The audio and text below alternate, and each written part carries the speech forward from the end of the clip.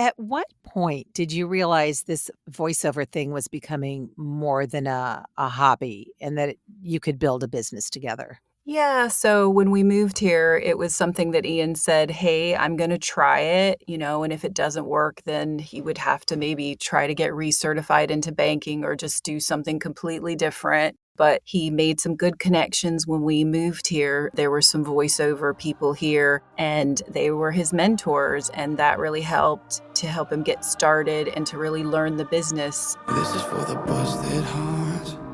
This is for the question marks. This is for the outcast soul, lost control, no one knows.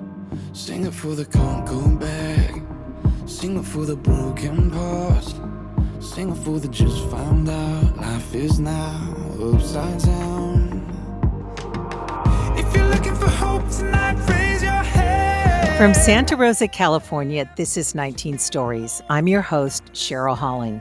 If you're tuning in for the first time, welcome. And to my longtime listeners, you know that throughout the years, you've heard me interview some of the most iconic voices behind your favorite commercials, video games, documentaries, and so much more. But today, I'm pulling back the curtain on a voice that gets much less exposure, but is crucial to running a successful voiceover business, as she's the unsung hero of a voiceover virtuoso who's all about the business of sound.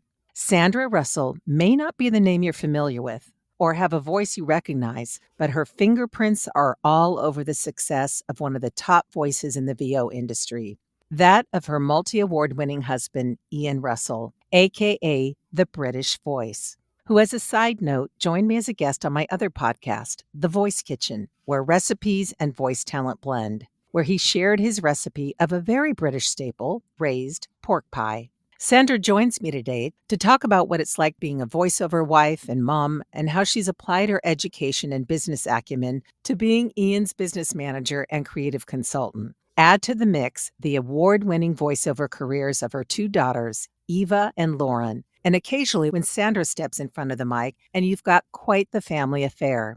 We'll hear how a Christmas present for a one-day class launched a lucrative international voiceover career for Ian, to co-running a thriving studio from their family home. Sandra's story is one of quiet leadership, business savvy, and possessing a keen eye for the right opportunity. Someone we'd all be so lucky to have in our corner, no matter what creative endeavor we're pursuing. So let's meet this quiet storm by welcoming Sandra Russell to 19 Stories. Hey, thank you, Cheryl. That's lovely. I may have to play that back every day and listen to that. That's amazing. You can. For a fee, just put it on a loop. You are so welcome. And Sandra, it's great to have you here with me. And I know you've been traveling throughout the UK for the past several weeks. So welcome back stateside. How are you doing? Yeah, really good. Had a bit of jet lag for a couple of days, and our feet were killing us because it felt like we were walking like a marathon every day, but otherwise great. I've been keeping up with some of your escapades while you've been away. And I figured all that walking, though, will balance out the amazing gastronomical delights you've been having. Oh, I know, really. Yes. I was like living vicariously through you going, oh my gosh, I'm not walking enough to absorb all this goodness through the screen. So, given we actually recorded a full episode before you left, only for me to discover that I recorded through my computer mic versus my studio mic and interface, I really want to thank you for being willing to join me to re record your episode. No, it's great. I hope it's as good as the first one. I think we're going to have a good time because I want to hear about some of the things you've been up to. And I also want to thank you for educating me on what mudlarking is. During your travels throughout the UK, I came across your pics of what looked like a scavenger hunt down by the Thames. And I realized that it's an actual thing people sign up to do, as I watched an episode, and I think I mentioned this to you, of the Chelsea detective that was centered around an antique coin that was found during what I now know is mudlarking. So, would you be so kind to share with our listeners what is mudlarking, and curious if you found any treasures and what you were able to bring home with you? Yeah, so mudlarking, well, specifically, what I did was on the foreshore of the Thames River in London, but you can do it anywhere, wherever you have like a riverbed, lakes, wherever you can, see some mud, I guess you can do it. But yeah, so in the UK, you have to have permission to be like a professional mudlarker. So, you can go down with someone who's certified, and, like, we looked around and we were taught about some of the things that we found, and they were dated, but we had to put them back because we weren't certified mudlarkers. So, they do regulate it. I do think there are people that go down there and still take stuff, look around, if you're not caught. But they do try to regulate it. But it is so amazing, some of the things they find. I mean, they go back to Roman times, medieval times. We found loads of Victorian things. You find pipes and, tons of pieces of pottery, old bones. I mean, it's Oh, amazing what wow. you find. Yeah, it really is the ultimate treasure hunt.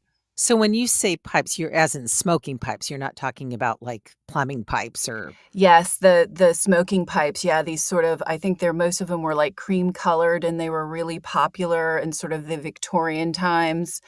Yeah, you find mostly broken ones, but sometimes they find them stamped and in one piece, these people that know what they're doing, and they find loads of good things. A lot of the things in museums come from these mudlarkers. they might have been ivory when people would take the tusks from elephants and make all kinds of things like pipes out of Yes. ivory. So if you're not, and I know I'm totally digressing, but I'm curious if you're not, or if you are a certified mudlarker, are you able to keep and then sell these items that you find? I think a little of both. I think so they know, what the museums and the government or whatever is looking for, so I think they have to show their wares, and then, if they don't want it, yeah, it's theirs, and a lot of them put the items on display and have shows and expositions and things like that, and a few of them, I was gonna say to you, have written some books. There's some really good mudlarking books, which are really interesting.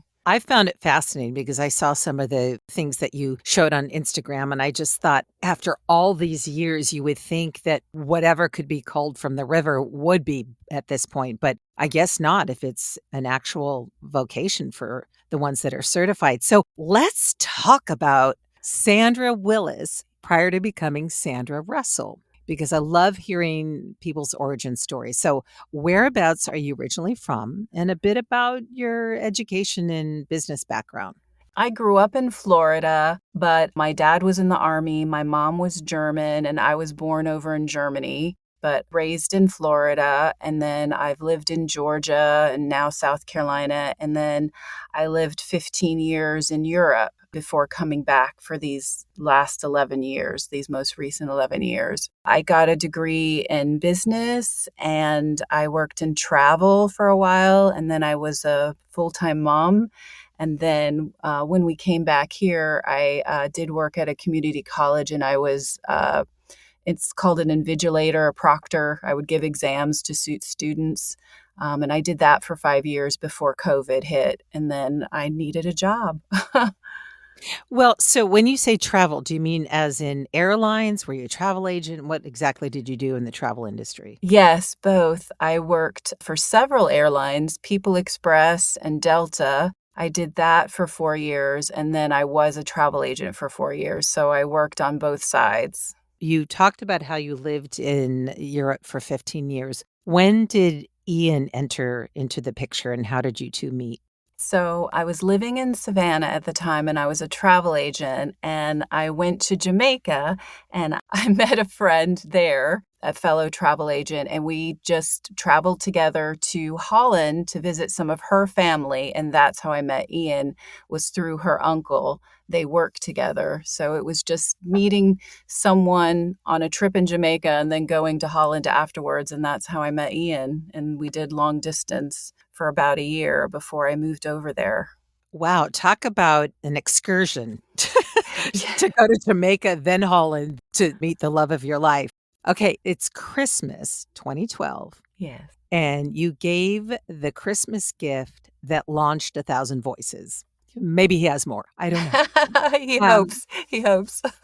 were you in the UK at the time or in the US? And I know you said 15 years, but was it 10 years in the UK and 5 years elsewhere? Yes, it was about 6 years in Holland and nearly 10 Ah, years in the okay. UK, like, it was, like, 9 and a bit. Okay. So, what was Ian doing prior to the class that you got him that made you think of getting a voice acting course for him? Yeah, so he was in, investments and banking. He was a businessman, but before I had met him, he had done all this amateur theater and pantomimes, wrote pantomimes with his mom, and did all this stuff, but that was before I knew him, so I never experienced his sort of acting life, which was a hobby. He didn't do it professionally, but he did do it for, like, 10 years as a hobby. I don't know, I like to give experience gifts, so I found this voice acting course in London and gave it to him, and he said, "Oh, this is kinda cool," and he decided, "Well, if I'm gonna have another career, I wanna give this a go." He's in financing, and instead of you say experience gifts, it could have been like a rock climbing or bungee or, whitewater rafting or something to get him out of his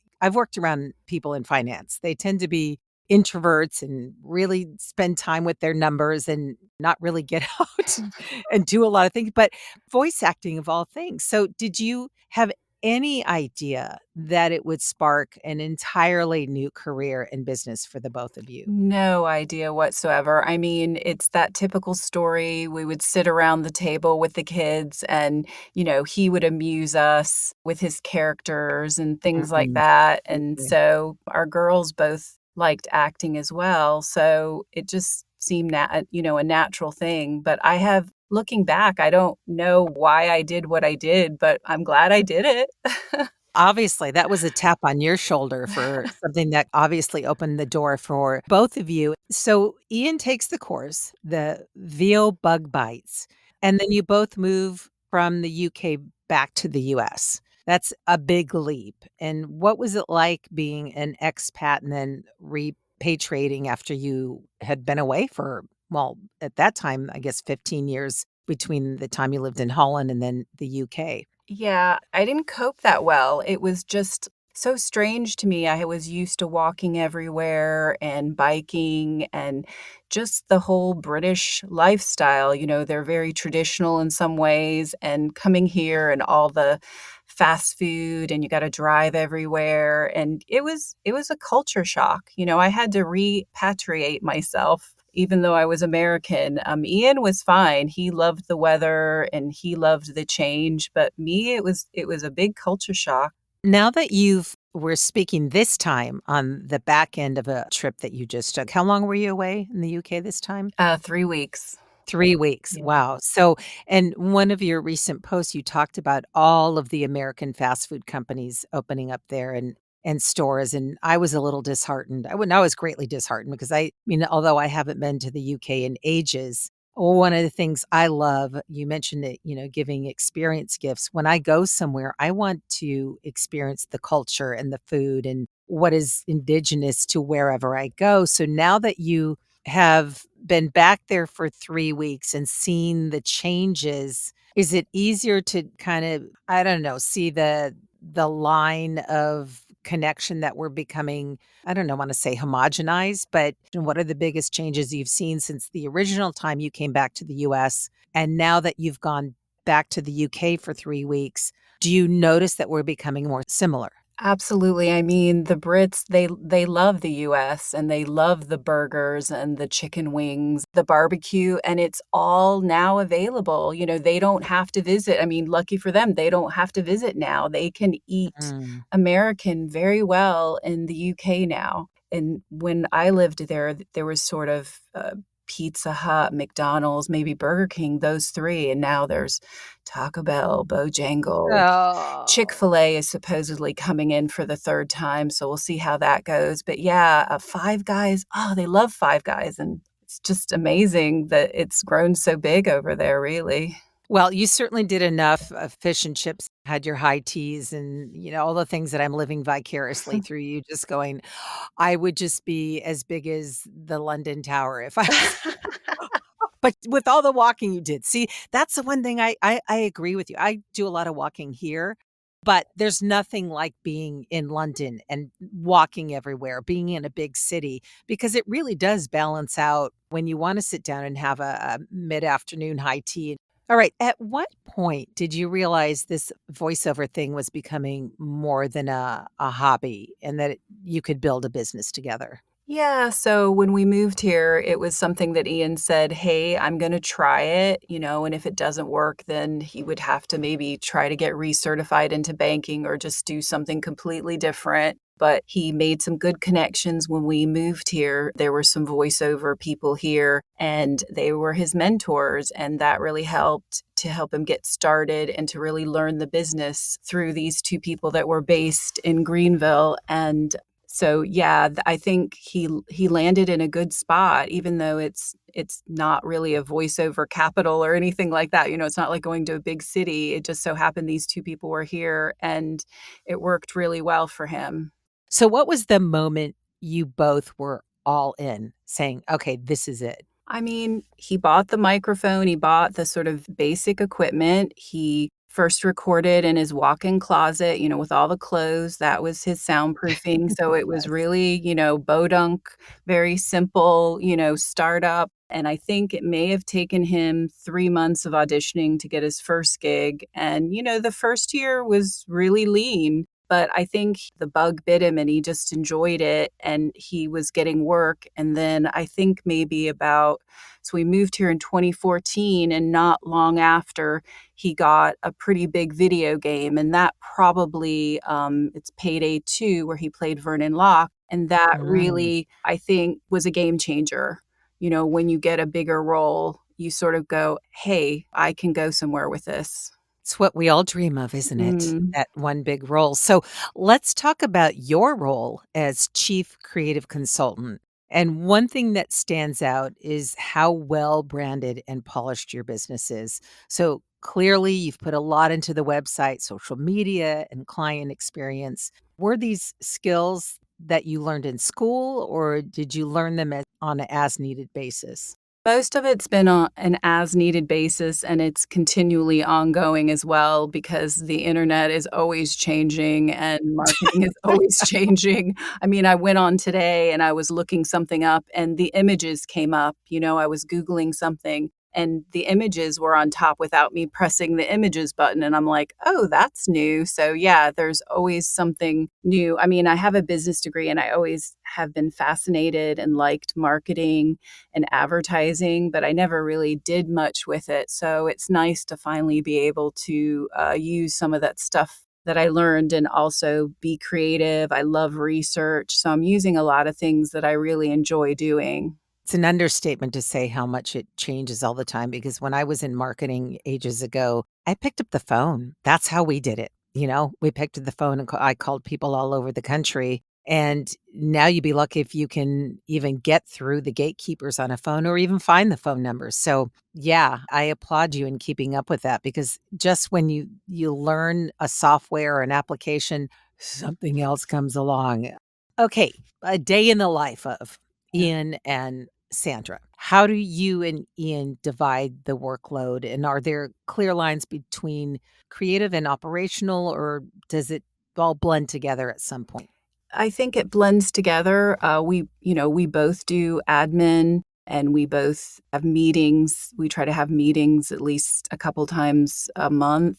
But Ian, it allows him to really focus on the auditioning and the networking that he wants to do. So, and I can focus on the more admin-y stuff and keeping things up. A lot of it is just upkeep, making sure we find any of his assets and make sure that it's on his IMDb, it's on his website, it's on his spotlight, just make sure that we're keeping up with the assets. And then also it's the looking ahead for where can we find business, not just through the agents, not just through the pay to Mhm. plays, but through direct marketing. Can you find some people that way? Can you increase your SEO on your website so that you get some more hits and some more direct inquiries and, on and on and on. So Can you get a Google panel? Can you get earned media? Any of this sort of marketing jargon, try to be the best publicist and make sure that he is out there in the mix. As I mentioned in your intro, any business would be incredibly lucky to have you running it. Not to mention how this frees up Ian, as you say, to concentrate on the creative aspect of his voiceover work. And I'm sure you're aware that there are voice talents out there who not only don't have the kind of support you offer, but they don't have the emotional or psychological support either, which is huge given creative endeavors by nature tend to be circuitous and emotionally challenging at times. So I'm curious if you wouldn't mind sharing how you and Ian separate your business life from your family and married life. It's hard. I think Ian loves what he does, and because I'm working in it, we do talk about it a lot, and sometimes it is hard to turn the switch off, and that's okay. You get on with it, and I guess if one of us just doesn't wanna go there, we'll just be like, change the subject," or something like that, but yeah, it's always there, it's always there, but I think that's just when you're a freelancer and you're in the entertainment business, it's always there. It's hard to completely turn it off. I think when we can turn it off is when we go away and we're out and we're hiking or we're visiting places, and then we can usually turn it off. Although Ian did work while we were on holiday, he had a couple recording sessions, and he did auditions. So he didn't turn off completely, but he did pretty good. What does a typical day look like for you behind the scenes from, say, because we always hear from influencers and people writing all these wonderful business books about what your day needs to look like from the moment you wake up. And in my mind, it's such a personal thing. What might work for one business doesn't necessarily work for another. So, what does a typical day look like for you and Ian? He definitely works 9 to 5, 9 to 6, and sometimes even later because of his LA agents, and sometimes he will work on the weekends. I work part-time, so I will either work like 4 hours in the morning or split up 2 and 2. So I work more part-time, and then I do all the personal life stuff as well.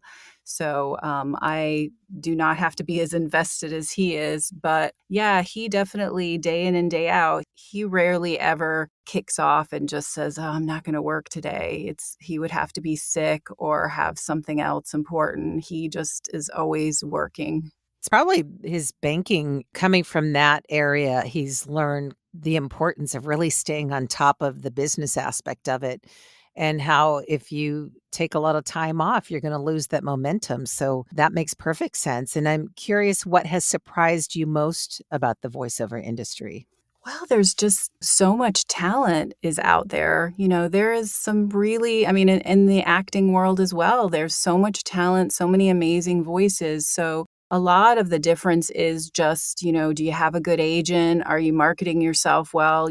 Just to stand out because it's very competitive and there's some great, great people out there. So, you have to work hard to try to differentiate yourself or find a different angle out there to get noticed and stay noticed. But yeah, I just say it's amazing the talent. I think that has surprised me. And it was something I never really thought about. But yeah, there's some great folks out there. There really are. And it's interesting that you say that because I was having a conversation with someone about that. And we were just wondering, has the talent always been there? But because there wasn't the vehicle that there is now, the bar of entry has been lowered for better or worse. There's more of a way for people to put themselves out there, which I think is a very positive thing, whether you're a musician, a voice actor, etc. There's a way that you can create opportunities for yourself. So really, it's just one of those questions. Has the talent always been there, but now it has a way for it to be heard and or seen? What about, this is a little tender topic. How do you handle creative disagreements? And do you have any advice for spouses or partners that are working together? Well, we don't disagree that much, but we do. And usually he probably gives in to me as much as I give in to him. So if we disagree about something or we have a different slant on it, we usually give each other the opportunity to do what the other one wants to do and see what the outcome is. But we don't disagree that much, which is fortunate, which is really fortunate. And I think another thing, this is kind of a little bit off topic, but somebody who's doing voiceover and they've got a teen that's home for the summer, they can always get someone to help them as well, get their teen to do a bit of marketing and a little thing on the side. So I definitely encourage anybody that's got a family member that's at a loose end to, invite them in the business. And it's usually a good thing. Like I said, we don't squabble that much, and if we do, it is usually a big blowout and it's done and dusted. Ooh, done and dusted. That's haven't heard that term before. It must be a Southern done and dusted. Well, you just segued perfectly into talking about having teens to help out with the business because you also have 2 daughters who have done voiceover along with your studio dog, Isla, Yes. who's known to get in on the act. And your daughter, Eva, a couple of years ago, did the beautiful Time to Change for Mental Health Awareness, which is in May.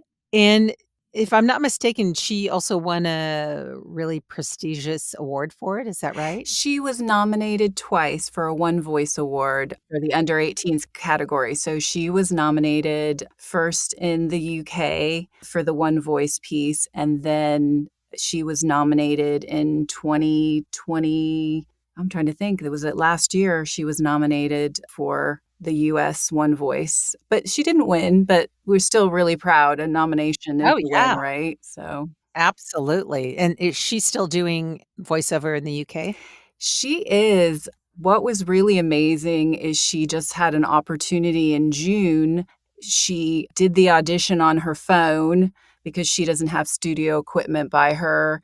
And she got hired off of her. I mean, Ian cleaned it up and sent it after she Mhm. recorded it. And they wanted people in London, and she was a couple hours away. But she took the train down and is doing a video game dubbing that we're excited about that's going to come out next year. So, yeah, could be her biggest gig yet. So, fingers crossed. Really sweet. Now, I should say, because it might be confusing to the listeners, because you say you had teens there in your home, but she's now attending the University of Leeds in the UK. And what about your other daughter? Is she doing voiceover as well? She has dabbled in voiceover. She's more of an artist.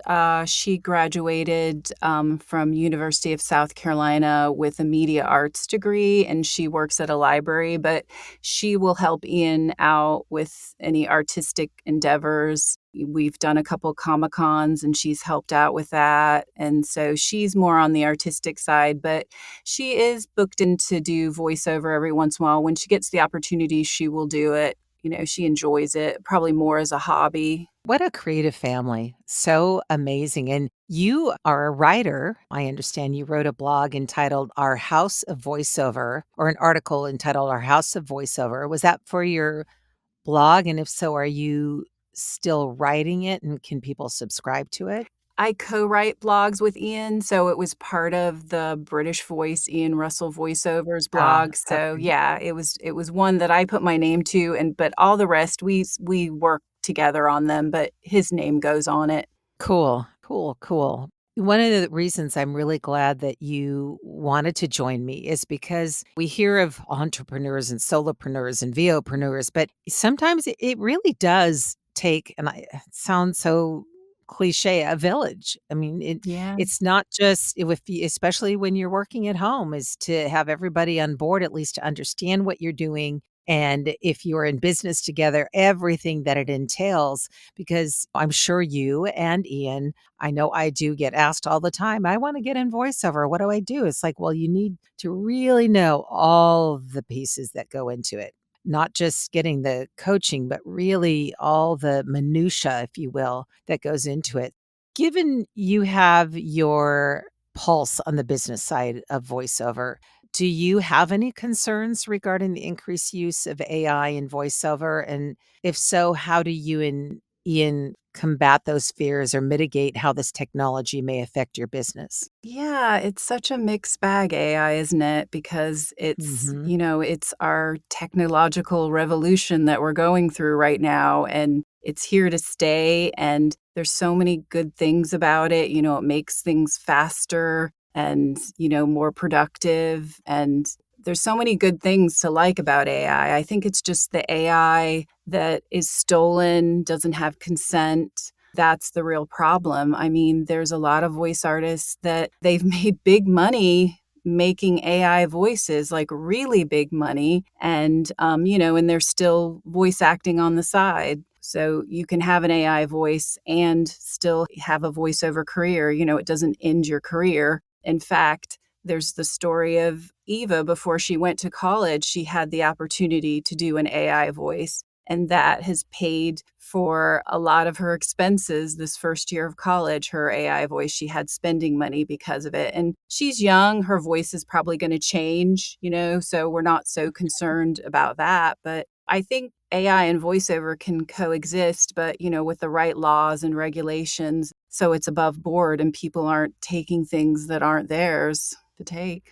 Well, thank you for speaking to that because with any technology, there are the pros and cons, and it's about educating ourselves and also, as you say, being informed. So I'm curious when you come up against things that challenge you, whether it's concerns about your business or just in life, do you and Ian have a faith that you rely on?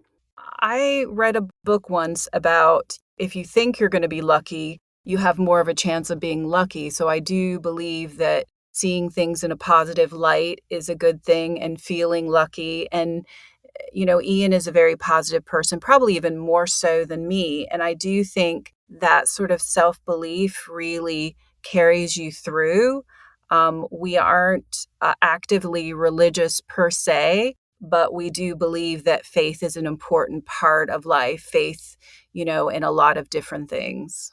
And I happen to know that drinking tea brings you great joy. Anybody who follows you on Instagram and your tea escapades, but curious what else brings you joy? Well, I love traveling to London and exploring any kind of travel, really. I enjoy reading, being creative, hanging out with my friends, learning new things.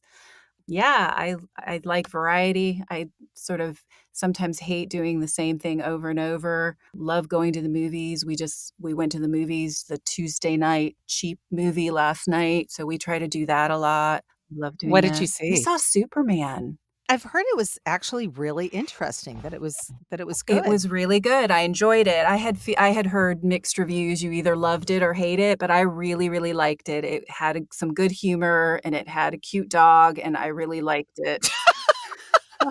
Okay, it's well, now that's reason for a price of admission. It's got a cute dog, but I understand it doesn't go through because when I was like, "How many more Supermans do we really need?" But it doesn't regurgitate the same beginning over and over again. It picks up from a different place in his life.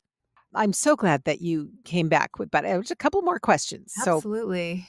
if you could go back and give yourself not just one piece of advice, you might have many, or I mean, you may just have one from the early days of this whole journey, if you will, in voiceover with Ian, what would it be? I mean, me personally, just not to generalize, to try and see the big picture. Sometimes I think I get tunnel vision and I want to see what I want to see, and trying to see a different perspective has Mm. been something that's been helpful. And I've learned I'm always looking for people online that have good advice, Mel Robbins and all these people. And I think it's always good to look for people that have a different insight to you and that can help you just see things differently. Yeah, I agree with that. And sometimes it's not even someone who's in the voiceover business. Sometimes it's someone completely different that gives you that pearl of wisdom that you can apply to your life or business. And finally, Sandra, if you had a soundtrack to your life, what would be on it and why? Well, I do like the Pretenders, so it would have to be anything from the Pretenders would be Okay. wonderful. I've seen her in concert twice, Chrissy Hines, and I love her to bits. I don't know, like, what song per se. I don't know what I said last time. I'm sorry. Okay, so let's just say if there was something that encapsulated your life right now, a Pretender song or someone else, what would it be? I don't know. I listen to a lot of music, and I don't know if any song encapsulates me.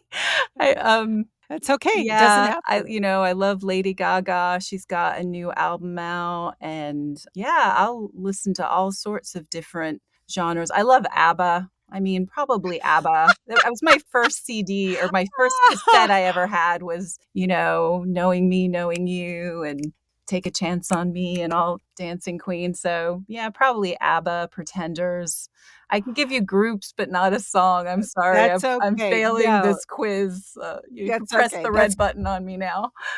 That's quite the eclectic range. ABBA to the Pretenders. Eclectic music, all the time. Yes. Sandra, thank you so much for sharing your story and for giving us a behind the scenes look at what it really takes to build something meaningful with your spouse, Ian, or for any other people listening, your significant other.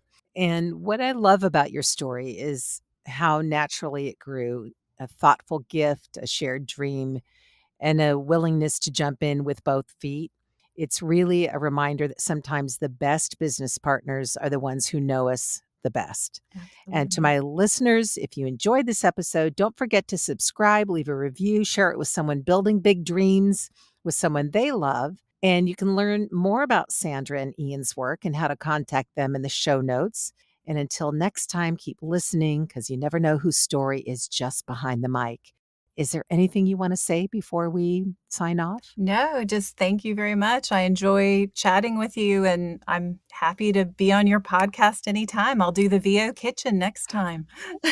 Yes, absolutely. Well, you better get your recipe ready I because have it I'll be ready.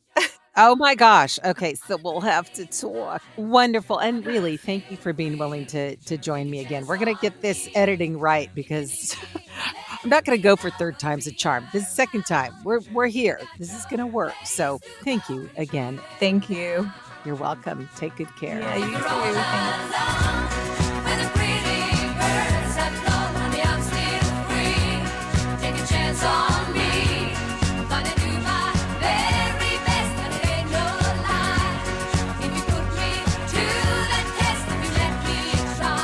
Thank you so much for joining me today. If you'd like to offer feedback or a story idea, email me at 19stories@soundsatchelstudios.com, via my website at cherylhalling.com, or follow me on Instagram at cherylhallingvo. Theme music used with permission by Joel and Luke Smallbone, otherwise known as the group for King and Country. I look forward to sharing more stories on the next episode of 19 Stories from Fear to Hope. Until then, stay healthy and hopeful.